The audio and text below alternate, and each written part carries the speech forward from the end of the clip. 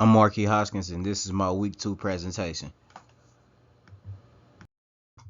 The first case we will discuss is the New York Times v. Sullivan. Parties and facts. L.B. Sullivan, who was the Montgomery City Commissioner in Alabama at the time, and the New York Times Company, a well-known newspaper, were the parties in this lawsuit. The argument started over a full-page New York Times advertisement that criticized the way the police in Montgomery treated African American students. How did it hurt Sullivan's reputation? L.B. Sullivan said that the New York Times publishing of the advertising had harmed his reputation. Sullivan contended that even though his name wasn't mentioned in the advertising, it was indirectly about him because he was the city official in charge of the act that the advertisement denounced.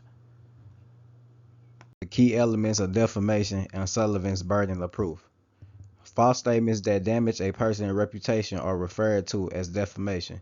Typically, it is necessary to prove the following parts in order to establish a defamation claim: a false statement of fact, publishing of the statement, identification of the plaintiff as the statement subject, and injury to the plaintiff's reputation are the first 4 elements.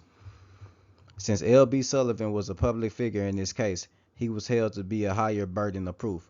According to the Supreme Court's decision in this case, Sullivan had to demonstrate that the New York Times behaved with actual malice, which means that they either knew the claims made in the advertising were untrue or acted carelessly about their veracity. Decision and justification of the Supreme Court. The Supreme Court of the United States overturned the lower court's judgment in favor of Sullivan and found the favor of the New York Times.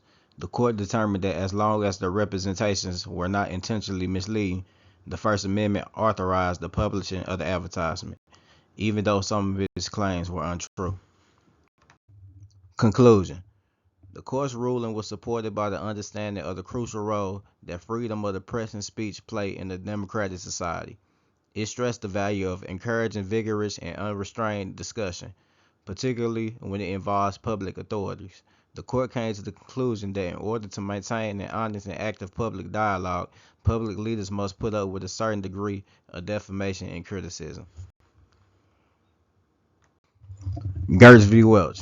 In the famous case, Gertz V Welch, Elmer Gertz was the petitioner and Robert H. Welch was the respondent.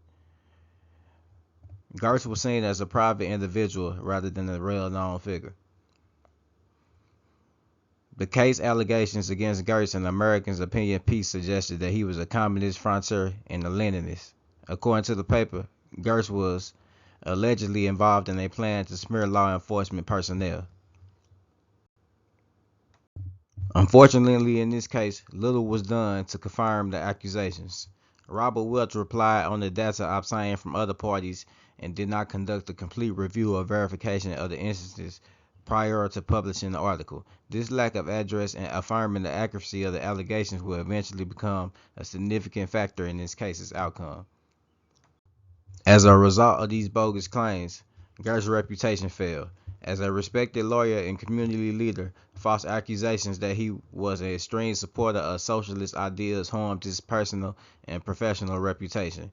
These baseless charges are likely to have harmed Gertz's reputation, possibly affecting his relationships, job opportunities, and public opinion. Welch may have used a few different tactics to avoid the case. He may have conducted a thorough investigation to verify the accuracy of the accusations made against Gertz before publishing the piece in the first place. This would involve collecting evidence, verifying claims using reliable sources, and making sure the information was accurate and legitimate. Welch may have given Gertz a chance to reply or explain his side of the story before publishing the false remarks. Gertz's reputation might not have suffered as a result, and the data given would have not been more accurate and unbiased. These actions would have demonstrated a dedication to truthfulness, equity, and ethical journalism, decreasing the possibility of a defamation case.